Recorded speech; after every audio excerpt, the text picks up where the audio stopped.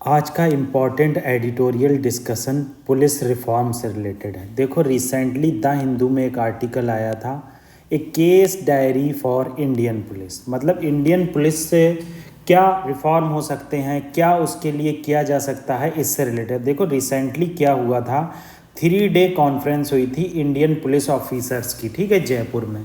इसे हेड किया था हमारे प्राइम मिनिस्टर जी ने।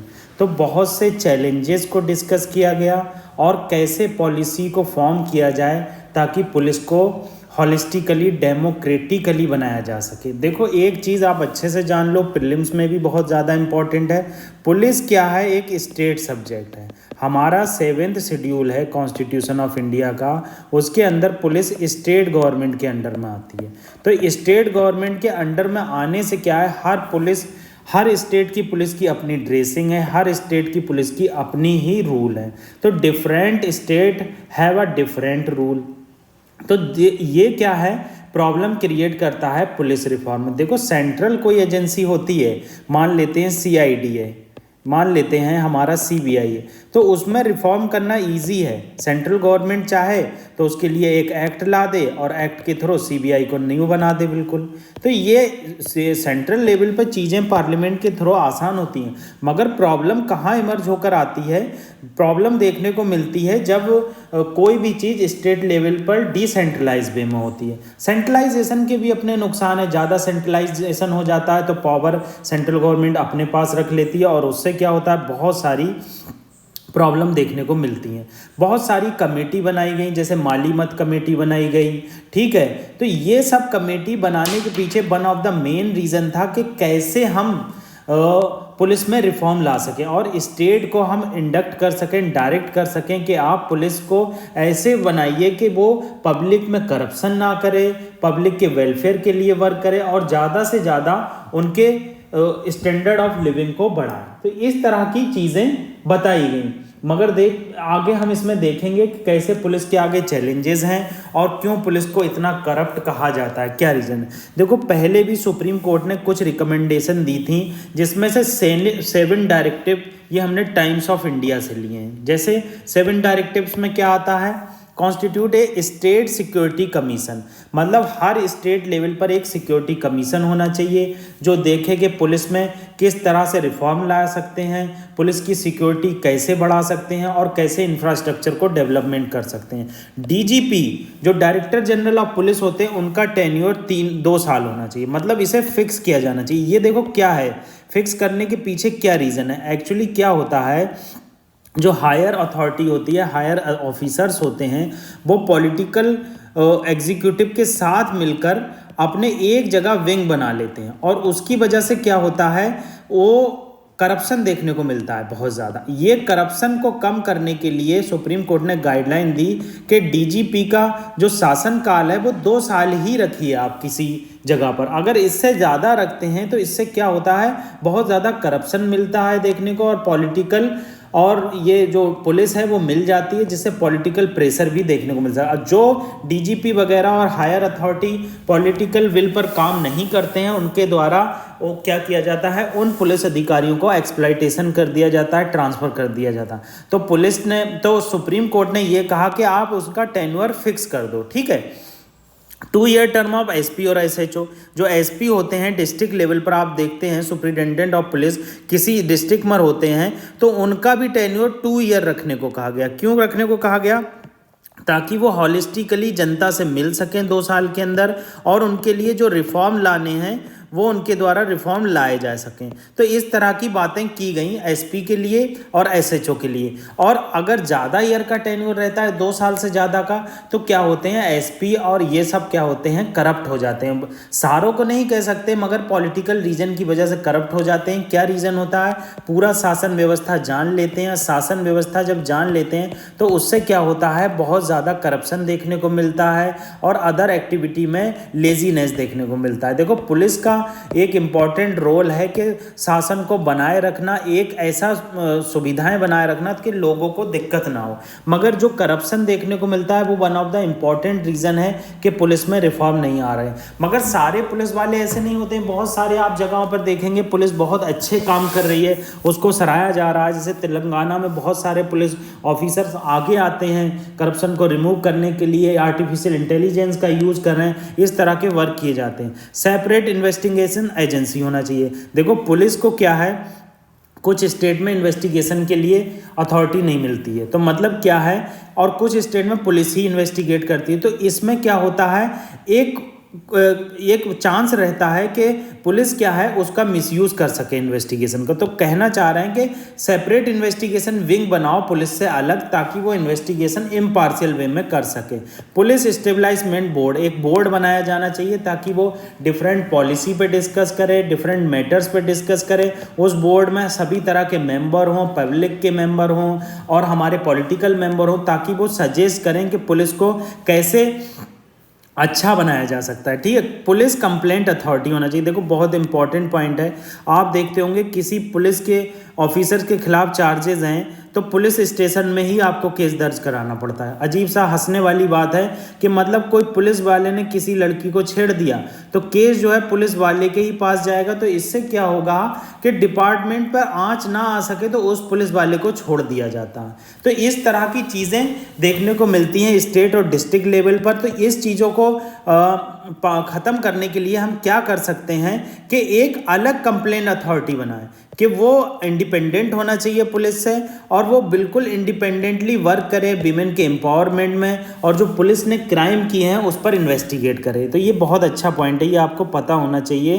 कि कैसे पुलिस कंप्लेंट अथॉरिटी अलग बनाई जाना चाहिए। Setup national security commission at central level. अब सेंट्रल लेवल की बात आई है, सेंट्रल लेवल की बात क्यों आई है, इस वजह से आई है क्यों सेंट्रल लेवल पर क्या होता है, आप कोई भी पॉलिसी बनाते हैं उसे अच्छे से इम्प्लीमेंट कर सकते हैं। देखो आप जानते हैं पुलिस स्टेट सब्जेक्ट है, तो इस केस में क्या होता है, पुलिस में रिफॉर्म नहीं आ पाते हैं। स्टेट बहुत ज़्यादा कुछ लेजी स्टेट होते हैं, कुछ स्टेट जो होते हैं बहुत प्रोएक्टिवली वर्क करते हैं। तो सेंट्रल सिक्योरिटी कमीशन बनेगा तो स्टेट पर जो इम्प्लीमेंटिंग एजेंसी है आपस में सजेस्ट करके डे टू डे मीटिंग करके बहुत सारी चीज़ों को सॉल्व किया जा सकता है। तो इसलिए नेशनल सिक्योरिटी कमीशन बना चाहिए जो सेंट्रल लेवल पर वर्क करे और सिक्योरिटी को हमारी इन्हेंस करे। अब की पॉइंट देख लेते हैं, की पॉइंट क्या क्या है। Police reform meaning. अब पुलिस रिफॉर्म मीनिंग क्या है इसका, मतलब क्यों पुलिस रिफॉर्म लाना चाहिए। देखो हमारा जो कल्चर है या फिर जो हमारी कंट्री है उसमें पुलिस ऑर्गेनाइजेशन वैल्यूज़ ओरिएंटेड होना चाहिए, कल्चरल और policing practising of police organisation. मतलब ऐसी आपको प्रैक्टिस करना चाहिए कि ट्रांसफॉर्म आ सके, आप ऐसी वैल्यू ओरिएंटेड प्रैक्टिस करें ताकि लोगों से, वैल्यू ओरिएंटेड का क्या मतलब है कि आपसे कोई भी डरना नहीं चाहिए।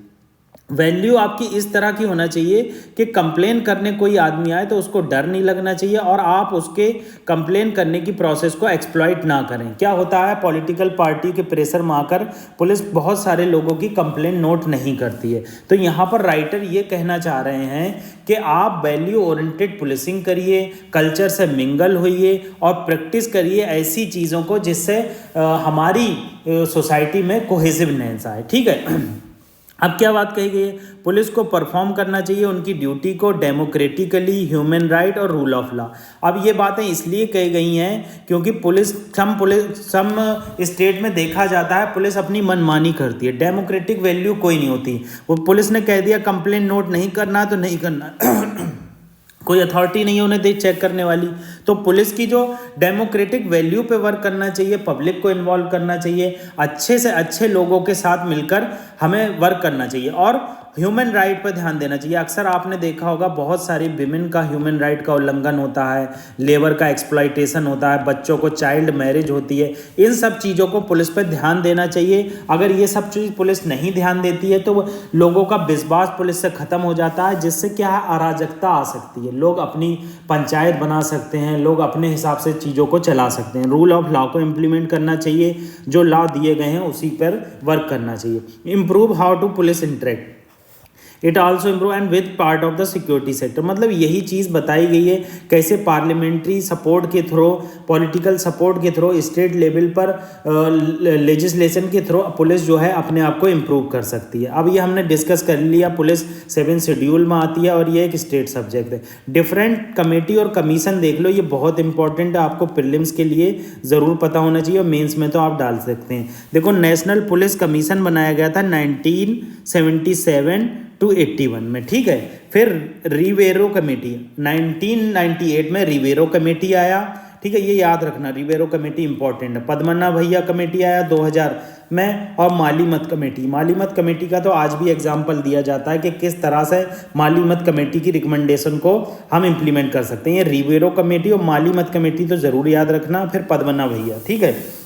पुलिस एक्ट ड्राफ्ट कमेटी आया, सुप्रीम कोर्ट ने डायरेक्शन दी प्रकाश सिंह केस में 2006 में, जो हमने ऊपर पढ़ी। सेकंड एडमिनिस्ट्रेटिव रिफॉर्म कमीशन ने पुलिस से रिलेटेड डायरेक्शन दी, और police act draft committee second आया 2015 में। मतलब ये कमेटी और कमीशन बनाए गए कि किस तरह से पुलिस में हम रिफॉर्म ला सकते हैं। अब कंसर्निंग इशू क्या है, अब ये इंपॉर्टेंट है, कोई भी क्वेश्चन होता है उसमें यूपीएससी पूछती है कि बताओ पुलिस में कैसे रिफॉर्म ला सकते हैं, क्रिटिकली एनालाइज कीजिए। तो एनालाइज करने का मतलब है कि आपको क्रिटिकली बताना पड़ेगा कि क्या उसके कंसर्निंग इशू है। तो कॉलोनियल लीगेसी, देखो पुलिस एक्ट जो आया था हमारा 1861 में, ये जो 1857 का रिवोल्ट हुआ था इसीलिए लाया था। इसका मेन पर्पस था फ्यूचर के रिवोल्ट को रोकना, कि कैसे हम फ्यूचर में जो रिवोल्ट होने वाले हैं रोक लें। तो इससे ये पता चलता है कॉलोनियल लीगेसी, मतलब पुलिस में जो रिफॉर्म लाए थे वो केवल हमारे फ्रीडम फाइटर को सुप्रेस करने के लिए लाए थे। तो गवर्नमेंट,